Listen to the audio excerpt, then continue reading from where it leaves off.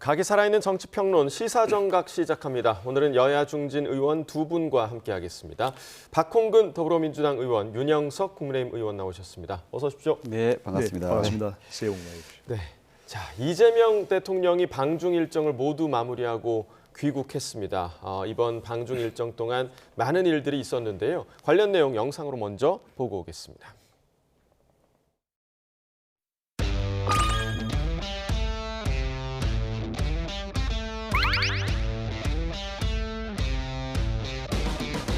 국권 회복을 위해 서로 손을 잡고 함께 싸웠던 관계입니다.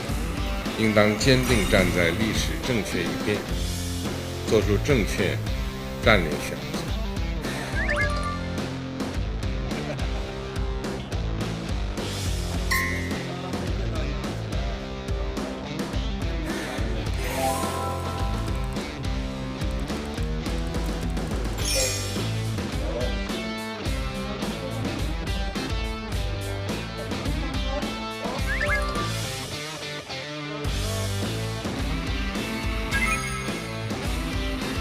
중재 역할을 중재자 역할을 평화의 중재자 역할을 해주면 좋겠다 이렇게 얘기했습니다. 시 수석께서는 인내심을 가질 필요가 있다 이런 얘기를 했습니다.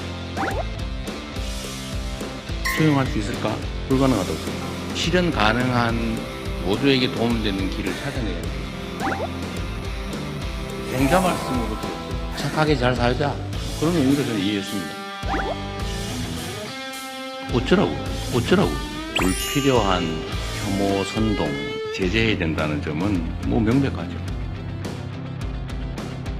그런데 희한하게 거기에 이재명이나 민주당이 관계가 되면은 법원이 판단이 잘못됐다고 검찰을 부르는 이상하지 않습니까? 왜 항소 안 했냐고 따져요.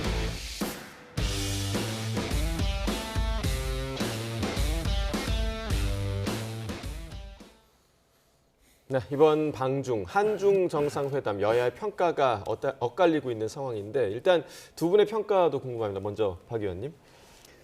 대통령께서 두 달 만에 중국 정상을 만나는 것도 그동안 우리 대한민국 현대 정치 외교사에 없었던 일이지 않습니까?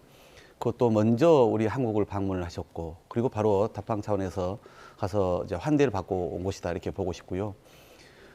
박근혜 정권 때 한한령 이후에 얼마나 두 국가가 냉랭했습니까? 이로 인해서 우리의 최대 교역국인데 중국과의 경제에 있어서 매우 심대한 타격을 받아왔죠.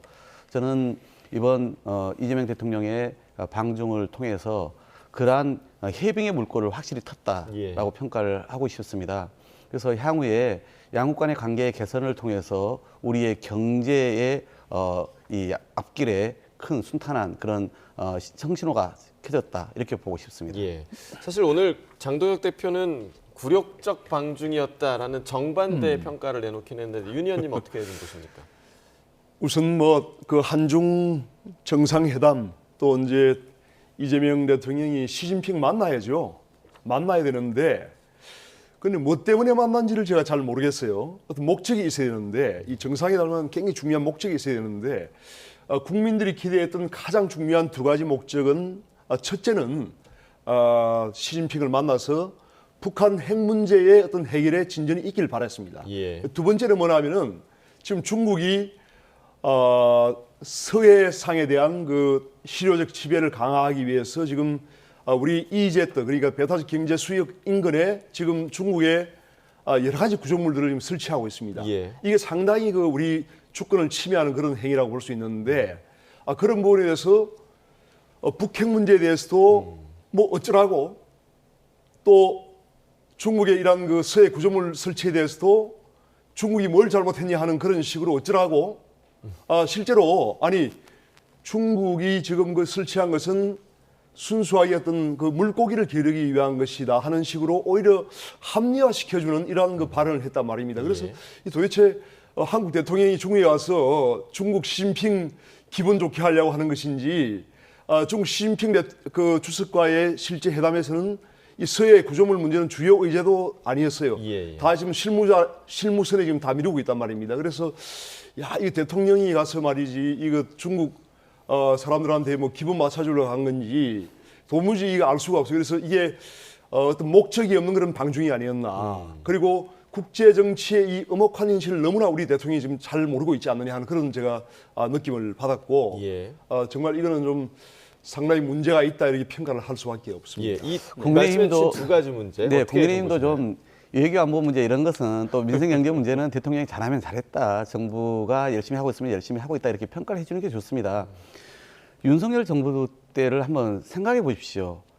소위 가치 외교를 내걸고 국민들에게 그런 어떤 입장을 표명했지만은 실제 외교에 어떤 성과를 냈습니까? 오히려 중국하고 매우 관계가 악화되면서 우리로서는 곤혹스러운 상황, 경제적인 그 심대한 타격까지 다 입지 않았습니까? 그런데 작년 소위 새 정부가 들어서면서 우리 의원들도 중국 가서 많은 노력을 했거든요. 예. 그래서 소위 육커 관광객도 대거 들어와서 그래도 어떤 식으로 관광 산업에 기여를 하지 않았습니까? 그게 물고 있고 그다음에 이제 조만간에 우리 K-팝 스타들을 가서 중국에서 공연도 한다는 거 아니겠습니까? 그러니까 문화와 관련해서 이제 이 교류가 확대되는 방향으로 이번에 물꼬도 확실하게 튼 것이죠. 뿐만 아니라 지금 말씀하신 두 가지 부분. 첫 번째, 북한의 비핵화 문제는 우리의 정말 절체절명의 과제이죠. 예. 그런데 이 문제에 대해서 미국의 그 대통령이 뭐라고 이야기를 했습니까? 작년 가을에 동남아에 가서 김정은 만나고 싶다고 하면서 그러면서 트럼프가 한 얘기가 누클리어 파워라고 얘기하지 않았습니까? 예. 쉽게 얘기하면은 북한에 대해서 핵 능력 보유국이다 이렇게 미국마저도 얘기를 하고 있는 상황이란 말이에요. 그러니까 이제 이재명 대통령이 작년 대통령 선거 때 3단계 해법을 제시했습니다. 첫 번째 동결, 두 번째 축소, 세 번째 폐기를 통해서 한반도 비핵화를 추진하자. 예. 그러니까 미국도 지금 인정을 하고 있는 상황이고 그동안 국제사회의 제재가 효과가 없다는 게 지금 확인되고 있는 상황이잖아요. 그럼 현실적인 대안을 내놔야지 그냥 공연불만 있어야 되겠습니까? 해법도 없으면서 왜 더 강하게 얘기하지 못하냐라고 한다고 해서 문제가 해결되는 게 아니지 않습니까? 그러니 대통령이 미국이 피스메이커를 해달라. 그리고 중국은 중재자 역할을 해달라. 예. 왜냐하면 북한을 설득해야 되는데 지금 남북관계가 단절돼 있지 않습니까? 그러니까 아무래도 중국의 북한에 대해서 영향력을 더 절대적으로 갖고 있기 때문에 그 남북관계의 대화 또는 북미 관계 등을 포함해서 북핵 해결에 이 중재자 역할을 해달라고 공식적으로 주문을 했는데 그걸 윤석열 정부 때 입에 말이라도 꺼내기로 했습니까? 그것도 못하지 않았습니까? 그리고 말씀하신 그런 차원에서 중국의 역할을 공식적으로 요청했다는 것. 이건 예. 매우 중대한 의미를 갖고 있는 거고요. 그리고 이제 한 가지만 더 말씀드리면 이제 구조물 이야기를 했는데 그건 이제 우리 업에도 늘 타격을 가졌고 또 우리 국민 정서에도 반하는 부분이었죠. 그러니까 중국이야 자기들 생선 그 물고기 양식장으로 경계를 위해서 썼다고 하는 것인데 예. 이것도 결국은 이제 뭐 일부라도 이제는 옮기기로 한 거 아닙니까? 예. 진전이죠. 어떻게 바로 우물에 가서 숭늉을 찾을 수 있겠습니까? 이렇게 하나하나 관계를 회복하면서 중국의 역할을 보다 부여해주고 또 양국 간의 그런 첨예한 이해관계에 대해서 하나하나 해결해가는 노력들을 이번에 그 물꼬를 튼 것이잖아요. 그렇게 평가를 해주고 예. 앞으로 과제, 실무적인 어떤 협의가 남은 부분은 좀 더 철저하게 임해서 많은 성과를 냈으면 좋겠다. 이렇게 임하는 것이 옳은 평가라고 봅니다. 근데 이제 중국의 그런 그 오래된 그런 어떤 역사적인 또 이 대외 전략에 대해서 우리가 정확히 알고 이 대응을 해야 되는데 굉장히 중요한 시점에서 이번에 사실 그 방중이 그런데 이재명 대통령이 사실 중국에 대해서 잘 모르고 또한 그 어떤 대응 전략이 없이 간 게 아닌가 저는 생각을 합니다. 왜냐하면은 2017년도에 그 트럼프 1, 2 미국 그 대통령 정부 당시에 그 시진핑 주석이 미국을 방문을 했습니다. 그런데 그 당시에 말하라고 해서 트럼프에게 뭐라고 했냐면은 한국은 역사적으로 중국의 영토였다는 식으로 발언을 했다는 것이 트럼프 대통령의 그 당시 대통령의 입을 통해서 나왔어요. 그리고 2016년에 또 어떤 일이 있었습니까? 사드 문제가 있었지 않습니까? 그런데 중국은 굉장히 오랫동안 한국에 대한 영토적인 침략 의도를 드러냈습니다. 그러한 부분에 대해서 우리가 그걸 알고 이번에 이러한 서해 구조물 문제는 분명히 서해에 대한 그런 배타적인 실효성을 확보하기 위한 그런 중국의 조심에도 불구하고 한국의 대통령이 그 중국의 중요한 이 시점에 가서 이러한 부분에 대해서 시진핑 주석에게 강력하게 항의를 하고 다 철거를 해라 이렇게 해야 되는데 그걸 뭐 고기 기르는 것인데 어떻냐 하는 식으로 그걸 오히려 정당화시키는 이런 발언은 정말 이해할 수 없는 거예요. 그래서 이게 사실은 이재명 대통령이 지금 뭐 국내에서 여러 가지 정치를 하고 있지만은 국제 정치의 이런 현실에서 너무나 지금 잘 모르고 있다. 저는 정말 이번에 깜짝 놀랐어요. 그래서 이게 굉장히 중국의 이런 영토적인 야심, 한국에 대한, 그리고 지금 중국이 남미라든지 아프리카라든지 전 세계에 있던 해양 거점을 지금 만들고 있지 않습니까? 일본과도 지금 생각구 열도 둘러싸고 영토 분쟁이 있죠. 지금 서해에 대해서 중국이 의도적으로 지금 영토 분쟁 지역화하는 겁니다. 이게 그거를 왜 우리가 좌시하면서 오히려 정당화시키는 발언을 합니까? 이건 정말 대통령이 정말 이거는 있을 수 없는, 윤 의원님, 좀 심하게 표현하면은 이거는 잘못한 매국노설이 됐습니다. 아이고. 그래서 정말 대통령이 이런 중요한 시점에 갔을 때 좀 현실 좀 직시하시면 좋을 것 같아요. 시진핑 주석한테 강력하게 항의를 해야죠. 그러니까 이제 왜 강력하게 선을 긋지 못했냐, 그러니까 이 제가 오히려 말씀이신데. 여쭤보는 게 예. 국민의힘은 한마디는 그냥 한 번 제대로 만나지도 못했잖아요. 아니, 그런데 우리는 얘기 지금 좀 들어보세요. 계속 항의를 하고 있지 않습니까? 그동안 그러니까 결국 그런 게 국익을 극대화하는 게 외교의 기본 아닙니까? 그런데 오히려 그동안은 제대로 말한 것을 떠나서 그 관계가 냉랭해지면서 오히려 우리에게 많은 타격을 입힌 그런 자초한 그런 상황이 있잖아요. 그러면 우리 국민들께서 보기에 대통령이 가서 환대받고 그래도 물꼬를 텄고 그러니 앞으로 양국 관계가 개선되면서 우리에게 그 국익에 큰 기회가 되겠다 이렇게 지금 기대하고 있는 것이 지금 대통령이 지금 중국 가서 지지율로도 지금 당장 짜장면 먹으러 가는 건 아니잖아요. 국민의힘이 계속 중국에 짜장면 대해서 먹으러 갔습니까, 부정적인 대통령이? 얘기를 퍼뜨린다고 해서 관계가 개선되거나 국익에 도움되는 게 아니잖아요. 왜 계속 외딴 섬에 있는 사람들처럼 얘기를 하냐 이거예요. 그러니까 저는 제가 그런 점에서 제가 중국 북경대학에서 국제정치대학원에서 2년 동안 공부를 했습니다. 그리고 물론 미국의 하버드대학에서 제가 3년 동안 하버드대학 두크에서 공부를 했지만은 그런데 현재 이 벌어지는 상황은 아주 심각하게 생각을 해야 돼요. 이 중국의 그러한 영토적인 야심, 전 세계 지금 항구 거점들을 해양 거점들을 지금 만들고 있지 않습니까? 이 서해에 지금 중국의 영토적인 야심이 노골적으로 지금 드러난 거예요. 이런 상황에 가서 대통령이 할 말입니까? 그게 한국 대통령이 있을 수 없는 일이에요. 그렇게 성토한다고 문제가 해결되면은 누구나 다 대통령하고 누구나 다 집권하죠. 그러니까 해법은 제시하지 못하고 오히려 더 관계를 악화시켰으면서 그러면서 다시 여기 와가지고 대통령이 이 노력하는 것을 이렇게 폄훼하는 것이야말로 제가 보기에는 전 정권을 책임졌던 이 국민의힘으로서 너무나 지금 이 상황에 대해서 오판하고 있고 애국하고 있는 것이다. 그러니까 좀 더 이성적으로 이 상황을 좀 보라고 제가 말씀을 드린 것입니다. 예. 자, 요 이성적으로 얘기는 대처를 하시라고 제가 건의를 드리는 겁니다. 네, 이 대통령에게. 얘기는 여기까지 좀 하고요. 네. 그러니까 이 문제는 그런 것 같습니다. 그러니까 해결하고자 하는 의지에 대해서는 두 분 다 같은 생각이신데 그걸 접근하는 단계적인 태도의 문제, 요 문제가 아닐까 좀 생각이 들고요. 어제 그리고 그 상하이에서 있었던 깜짝 그 기자간담회에서 상당히 좀 많은 이야기가 좀 오갔었는데 어제 이 협중정서 관련한 이야기도 상당히 좀 주목을 받았습니다. 오히려 이제 협중정서가 우리 국민의 더 큰 손해다. 부정선거 관련해서는 대통령이 상당히 좀 세게 얘기를 했습니다. 정신 나간 소리를 해서 감정을 상하게 하면 되겠느냐. 이 부분은 좀 어떻게 받아들이셨어요? 그런데 이제 우리가 정확히 그걸 알아야 합니다. 제가 이제 중국을 직접 가서 제가 이제 북경대학에서 연구를 했다는 말씀 드렸는데 중국은 이당 치국에 그러니까 공산당이라고 하는 정당이 국가 위에 있는 나라입니다. 그러니까 공산당이 중국이라는 국가를 이끌어가는 나라, 예. 일당 독재 국가예요. 그런데 중국의 공산당의 가장 중요한 조직은 두 개가 있습니다. 하나는 조직국이고 하나는 선정부예요. 선정부는 뭘 하는 데냐?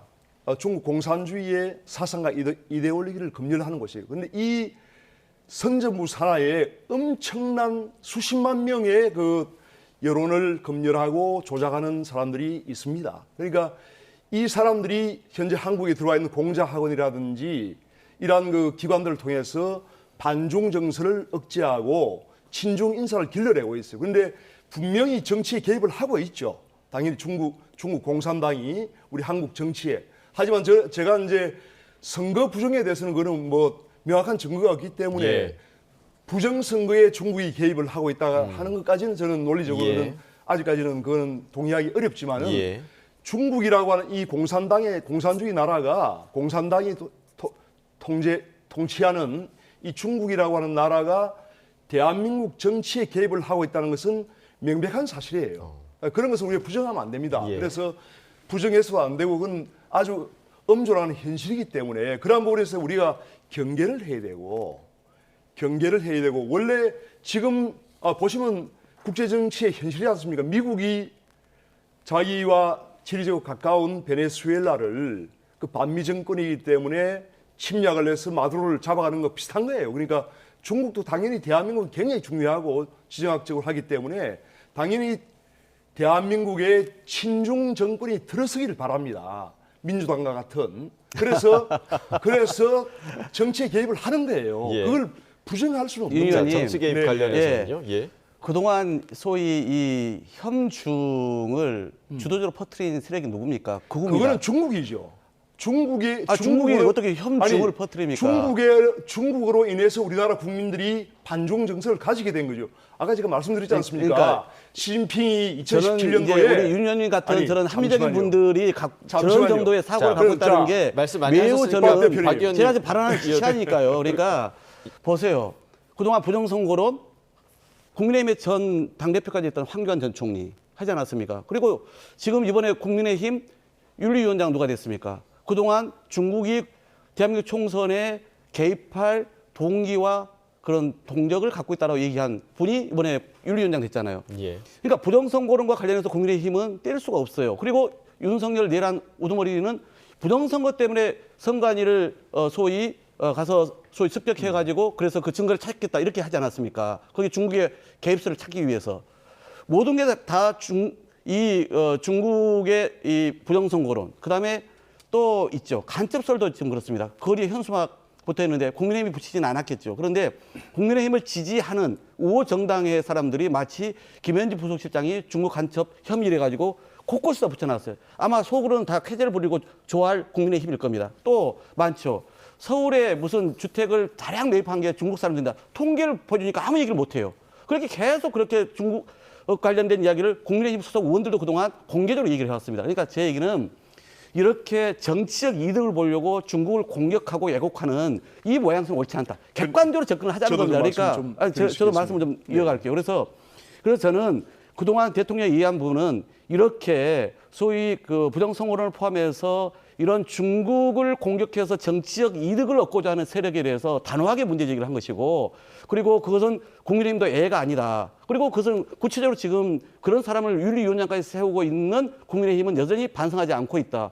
그러니까 결국 외교 발전을 통해서 국익 창출에는 그 하등 도움도 주지 않으면서 결국은 이렇게 계속 정치적인 어떤 그 이 혐중론을 통해 가지고 그렇게 이득을 취하려고 하는 세력이야말로 과연 이게 정말 이 대한민국 대명천지에 합당한 정치 세력인지를 되묻지 않을 수 없다. 그러니까 이렇게 저는 저희가 말씀드립니다. 네, 짧게 좀 부탁드리겠습니다. 저희가 근거 없이 어떤 혐중 정서를 부추기는 것이 아니고요.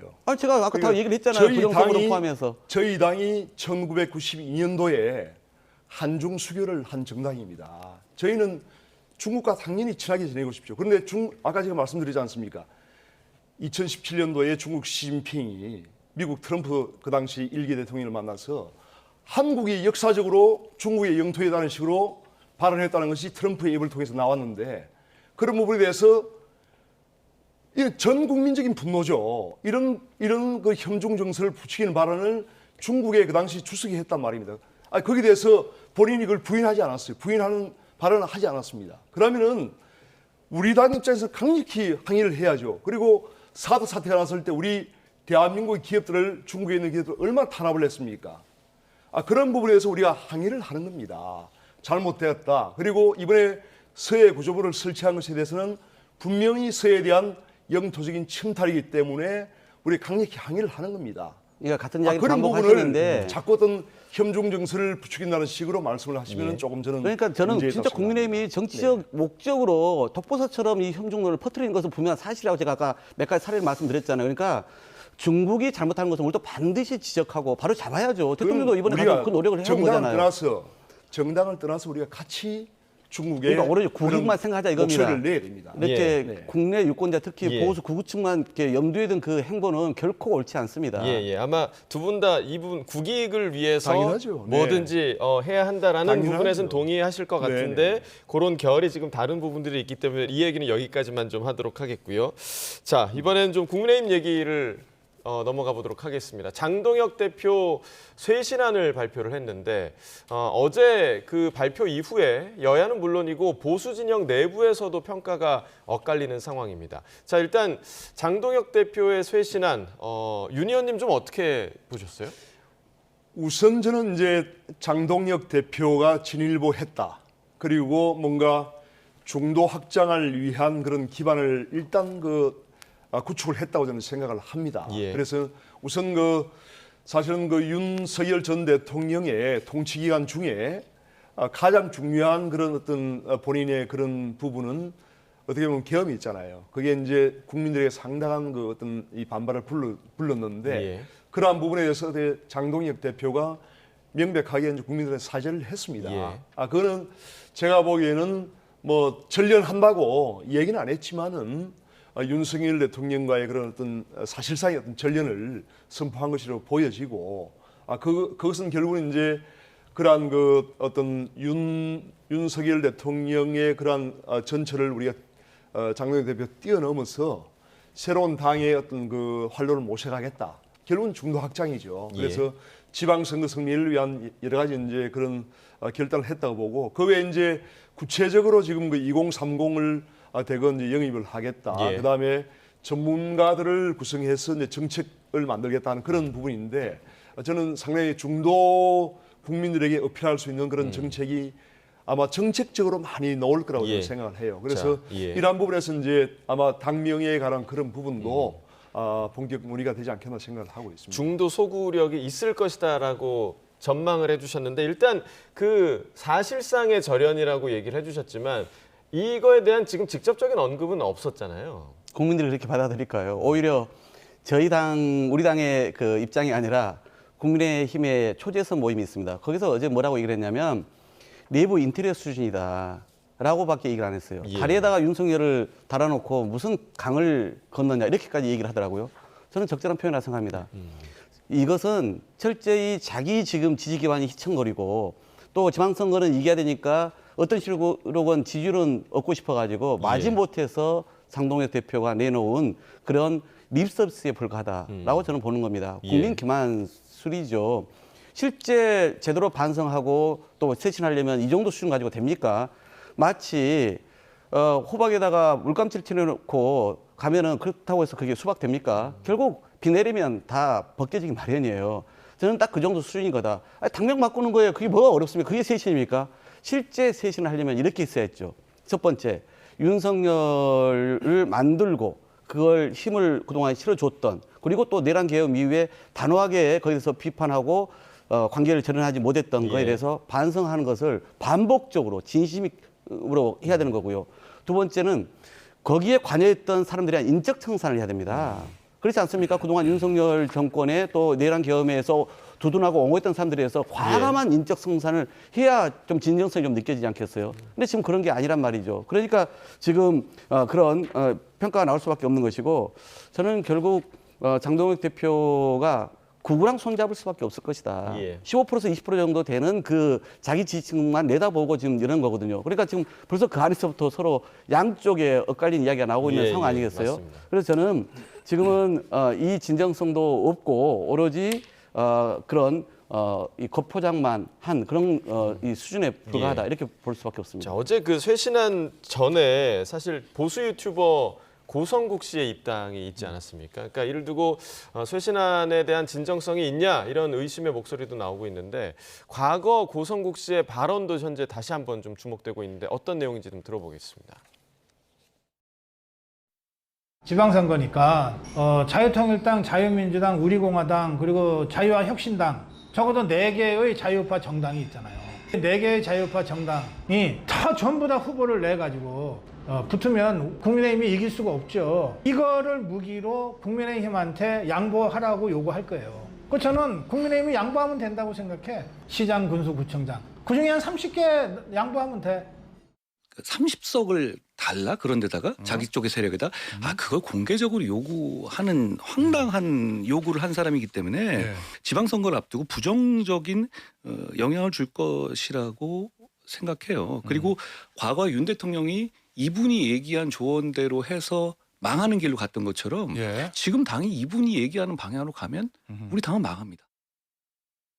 그래서 이제 지금 그 고성국 씨의 입당이 도대체 뭘 의미하는 거냐라는 해석도 상당히 좀 분분한 상황이고요. 그러니까 지금 국민의힘 상황이 좀 어지러운 게 어제 그 쇄신안 발표에 대한 그 전한길 씨의 입장도 상당히 좀 애매한 입장이 좀 나왔습니다. 이런 부분들도 어떻게 좀 평가하십니까? 우선 고성국 그 대표라고 해야 되나요? 그 유튜브를 운영하시는데 예. 그분이 뭐 유튜브에서 어떤 발언을 하는지 그거는 우리가 제어할 수도 없는 것이고 통제할 수도 없는 것이에요. 그분의 자유니까. 그런데 그분이 이제 우리 당에 입당을 한다고 그러니까 일단은 당원으로서 입당을 할 수 있느냐 하는 것은 자격 요건이 있지 않습니까? 예. 그런 부분에서 이제 이게 결격 사유가 없으면 뭐 대한민국 국민 누구나 그걸 할 수 있는 거니까 뭐 이것을 이렇게까지 확대 해석을 할 필요는 저는 없다. 그러니까 아까 뭐 지방선거 때 뭐 30석 예. 뭐 그런 운운하는 그런 발언을 이제 방송에서 했는데 그런데 본인의 어떤 방송에서 하는 얘기니까 그런 것이 우리 당이 시스템적으로 움직이는데 그 뭐 전혀 반영될 수 없는 것이고요. 그런 부분이 그래서 일 개인의 그런 입당에 대해서 이걸 왈가왈부하고 확대 해석할 필요는 전혀 없다고 저는 생각하고 전한길 이제 전한길 씨의 어제 발언 뭐 예. 저도 방송을 통해서 이제 들었습니다만은 장동혁 대표의 그런 어떤 발표가 좀 부정적으로 얘기를 예. 하는 것 같더라고요. 예. 그러니까 윤석열 대통령과 사실 전련을 하는 것이 아니냐 하는 그런 의미로 이제 잘못했다고 이제 얘기하는데 그것도 역시 그 어떻게 보면 전한길 씨는 계속 이제 그동안에 그 윤석열 전 대통령을 옹호하는 입장이 있기 때문에 비판을 할 수 있겠죠. 예. 그렇지만 그것이 우리 당의 어떤 결정을 좌우한다든지 당 전체의 어떤 방향을 좌우하는 문제는 결코 아니기 때문에 저는 한 개인의 발언이다. 그걸 확대 해석을 할 필요는 전혀 없다고 저는 생각합니다. 예. 그런데 지난번 전한길 씨 입당 이후에 국민의힘 전당대회에 얼마나 큰 영향을 미쳤고 결국은 장동혁이라는 윤회 어게인 세력을 만들어내지 않았습니까? 고성국 씨가 어떤 사람입니까? 이분이야말로 계몽령을 계속 주창해 왔던 사람 중에 하나이고요. 또 나아가서는 그동안 윤석열 당시 대통령이 고성국 유튜브를 엄청 즐겨봤다는 거 아니에요? 결국 계엄까지 저는 영향을 미쳤다 이렇게 이제 보는 건데 그래서 결국 자책 깜빡이 그러니까 국민께 사과하고 뭔가 이렇게 하더니 결국 손 잡는 사람들은 우측 끝쪽에 있는 사람들을 예. 지금 가는 거 아니겠어요? 그러니까 예. 결국 이거는 양도구육이다 또는 이 화전 양면술이다 이렇게 저희는 평가할 수밖에 없는 거예요. 예. 그러니까 결국 국민의힘이 이러지도 저러지도 못하고 중간 어정쩡한 지점에 있는 건데 저는 한동훈 대표 저 발언 보면서 이런 생각이 들었습니다. 하루에 고장난 시계도 2번은 맞거든요. 한동훈 대표의 오랜만에 옳은 소리 한 거다. 이 국민의힘의 상황에서 냉정하게 좀 평가를 해주신 거 아닌가 싶거든요. 그래서 예. 저는 그런 점에서 고성국 씨의 저 입당을 개인적으로 간 게 아니에요. 최고위원, 그동안 윤석열 대통령을 매우 두둔해왔던 김재원 최고위원이 예, 예. 직접 와서 받아왔잖아요. 예. 이게 어떻게 그냥 개인적인 어떤 개인의 그런 입당이라고 평가를 하겠습니까? 그리고 아까 말씀드린 전한길의 사례가 있기 때문에 당내에서 향후에 이분이 미칠 영향은 매우 지대할 것이다. 그래서 오히려 결국은 오른쪽으로 더 확실히 가는 그런 계기점을 스스로 만들고 있다. 이렇게 보는 겁니다. 예, 자 저희가 시간이 많이 없어서 마지막으로 민주당 이야기를 좀 해보면 지금 김병기 의원의 거취 그리고 결정에 관련해서 지금 이목이 집중되고 있는 그런 상황인데 일단은 지금 국민의힘 입장에서는 민주당의 지금 상황을 어떻게 좀 바라보고 계십니까? 민주당의 이제 지금 여러 행태를 보면 상당히 부정부패가 많잖아요. 이 공천을 둘러싸고 그런데 다 보면 내 편 감사기식으로 지금 하고 있어요. 그러니까 집권 여당으로서의 그런 책임감보다는 내 편이기 때문에 좀 봐줘야 되지 않느냐, 감사줘야 되지 않느냐 이런 그 분위기가 좀 팽배한 것 같아서 조금 저희들이 보기에는 조금 집권 여당으로서 그런 어떤 투명성과 좀 책임감을 좀 강화시켜주면 좋겠다는 예. 건데 뭐 그거는 또 저희가 관여할 수 없는 부분이니까 제가 뭐 이 정도로 말씀을 드리겠고 예. 그리고 우리 박 대표님 같은 경우는 사실 뭐 굉장히 개혁적이고 혁신적인 분이기 때문에 아마 박 대표님께서 당대표에서는 단칼에 아마 잘랐겠죠. 자 그러면 박 의원님, 그 당내에서 김병기 전 원내대표에 대한 다른 목소리들이 좀 나오고 있는 상황이잖아요. 그러니까 이른바 지금 버티기를 하고 있다라는 평가도 나오고 있는데 어떻게 해야 한다고 보세요? 저는 이번 일련의 과정에 대해서 딱 2가지 기준점을 얘기합니다. 첫 번째는 국민의 눈높이. 두 번째는 대통령의 심정. 국민의 눈높이는 집권 여당이기 때문에 더 높은 도덕적 권위를 요구하는 게 분명합니다. 예. 그래야 정권을 책임지고 마음껏 정책을 펼쳐라라고 하는 정당성이 부여되기 때문이죠. 대통령은 정말 저렇게 연일 쉬지 않고 회의를 누비고 그리고 민생 현장을 다니면서 성과를 내려고 하고 있지 않습니까? 그런 상황에서 늘 이제 당내 문제로 인해서 이렇게 발목이 잡힌 것에 대해서 얼마나 속으로 이해가 타겠습니까? 예. 따라서 저는 그게 누구든지 간에 본인이 설령 억울한 일이 있을지라도 선당 후사의 자세를 취하는 것이 공인으로서 마땅하다라고 생각을 합니다.